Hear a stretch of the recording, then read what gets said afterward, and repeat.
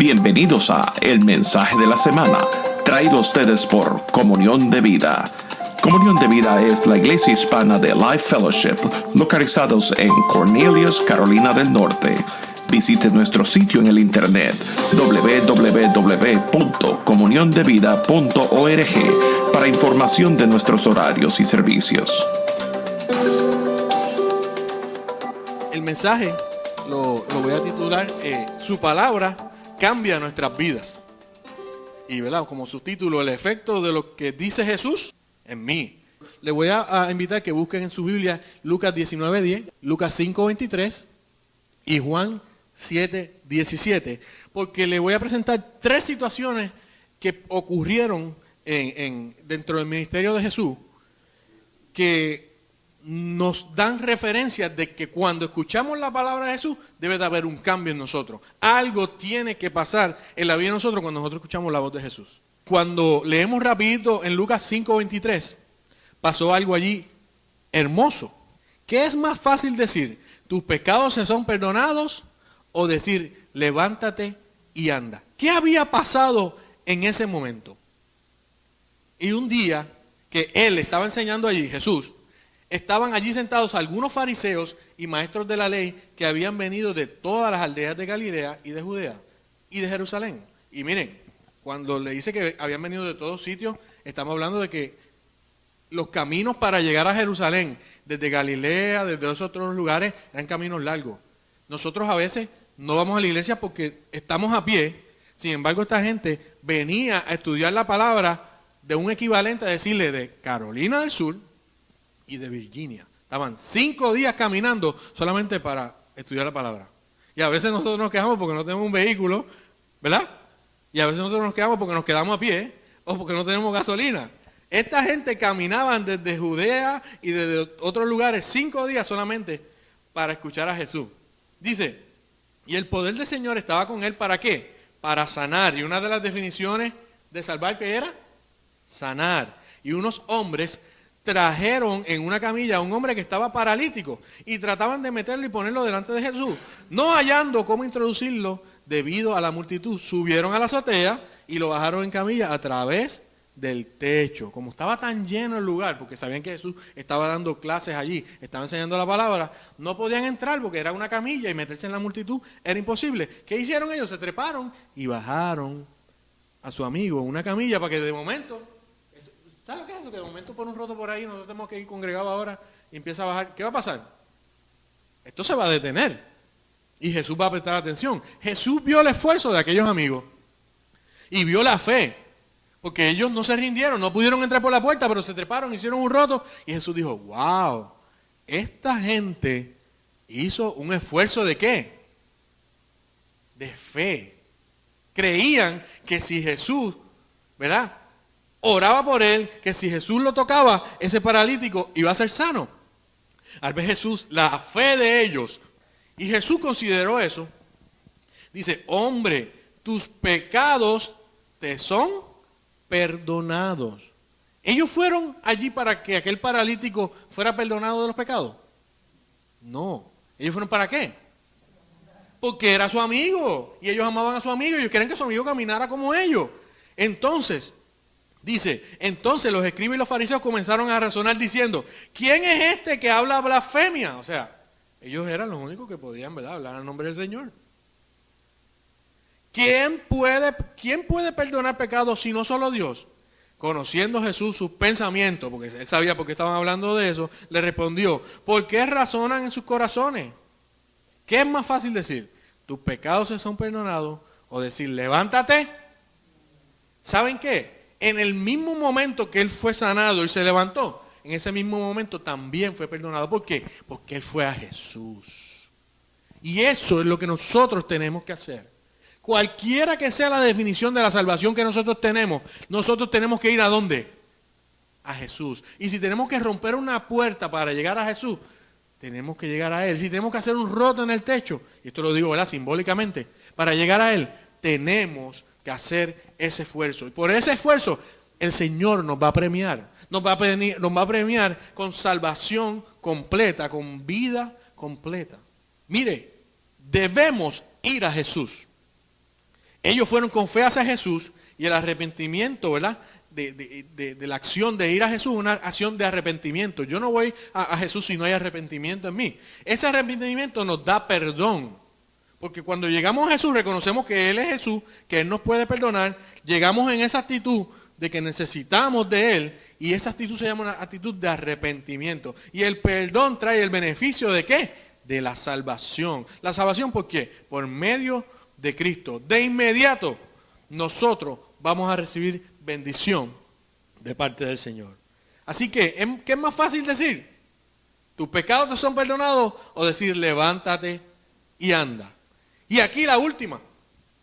Recuerden que el tema de lo que estamos hablando es, si escuchamos a Jesús, tiene que haber un cambio en nosotros. Si escuchamos a Jesús, tiene que haber un cambio en nosotros. Y miren esta última en Juan 7:37. En el último día, el gran día de la fiesta, Jesús puesto en pie, exclamó en alta voz, si alguien tiene sed, que venga a mí y beba. El que cree en mí, como lo ha dicho la Escritura, de lo más profundo de su ser brotarán ríos ¿de qué? De agua viva. Pero él decía esto del Espíritu, que los que habían creído en él habían de recibir, porque el Espíritu no había sido dado todavía, pues aún no había sido glorificado. Recuerden que cuando Jesús dijo yo me voy, pero les dejo el Consolador, ese Consolador cuando descendió para todos fue en el momento de Pentecostés. Ellos, los discípulos, no tenían el poder de Dios, ellos tenían a Jesús allí, pero todavía el poder que el Espíritu Santo les iba a dar no estaba. O sea, por eso es bien específico de que el Espíritu Santo todavía no estaba en las personas, el Espíritu estaba en Cristo. Cuando Cristo asciende al cielo, Él dice que va a venir el Consolador, que les va a dar poder, porque dice, ¿recibiréis poder de qué? Cuando sea, ¿verdad?, investido en ustedes el Espíritu Santo. Así que, dice, entonces, algunos de la multitud, cuando oyeron estas palabras, decían, verdaderamente este es el profeta. Porque la gente conocía la palabra. Otros decían, este es el Cristo, el Mesías. Pero otros decían, ¿acaso Cristo ha de venir de Galilea? ¿Y saben por qué? El pastor nos habló un poquito acerca de eso. Galilea era un lugar, mire, como decir en mi pueblo, ¿verdad? De que usted viene de allá del barrio más malo. Y los de Galilea eran gente de poquita educación que no podían casi ni hablar. Entonces ellos se sorprendían porque Jesús venía de un lugar, ¿verdad? Que era un barrio malo, un pueblo malo, que no había mucha educación, pero la manera en que hablaba era diferente. Ahora, los discípulos seguían con ese problema. Los discípulos tenían problemas para expresarse. No es hasta que llega, ¿verdad?, ese día de Pentecostés y ellos reciben el Espíritu que entonces los discípulos comienzan, ¿verdad? Y esto nos habla acerca de que es un proceso. No es solamente conocer a Jesús, es meterse con Jesús, estudiar lo que Jesús dice en su palabra y ser que llenos de su Espíritu. Dice, entonces, ¿no había dicho la Escritura que el Cristo viene de la descendencia de David y viene de Belén? O sea, de la aldea de donde era David. O sea, siempre cuando usted ve en la Biblia hay un linaje, ¿verdad? Y si usted lee Mateo, le dice todas las personas, ¿verdad? Que son los ancestros de Jesús, dice, este es el hijo de este, este es el hijo de aquel, y le da, ¿verdad?, toda una lista de personas.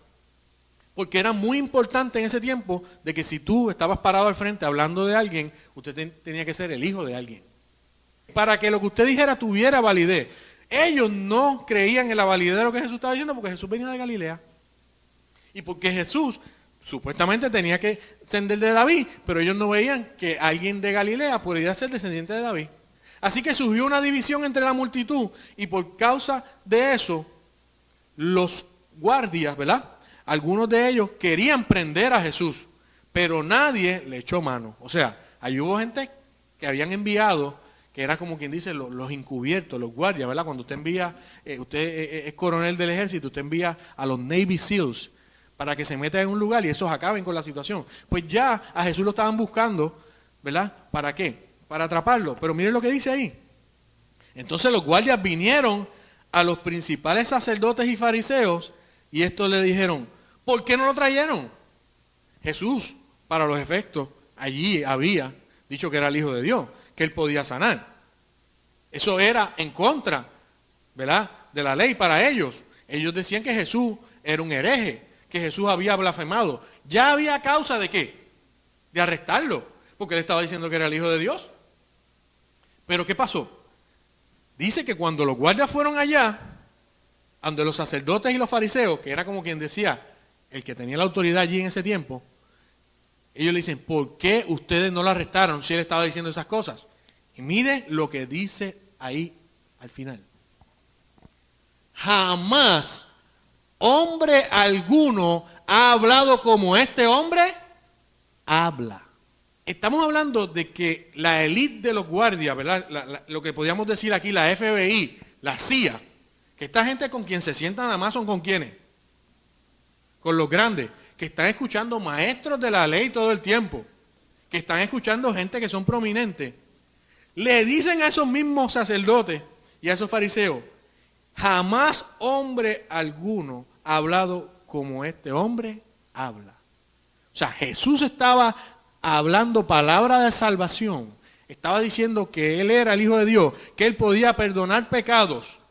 Y aquellos hombres que habían escuchado, a los más grandes, dicen que nunca habían escuchado a alguien hablar. Hubo una actitud en aquellos guardias que cambió. Y fue que reconocieron que Jesús era el Hijo de Dios. Escucharon la voz de Jesús y reconocieron, hubo un cambio en ellos.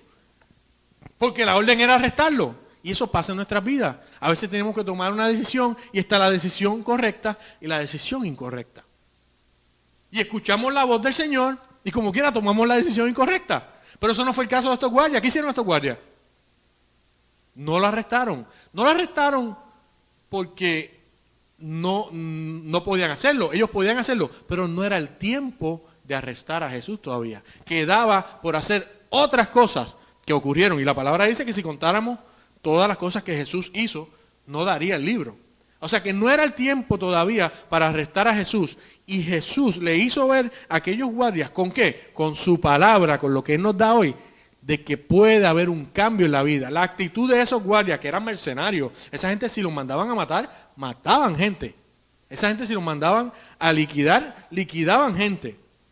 Pero no pudieron hacer nada ante la palabra de Jesús.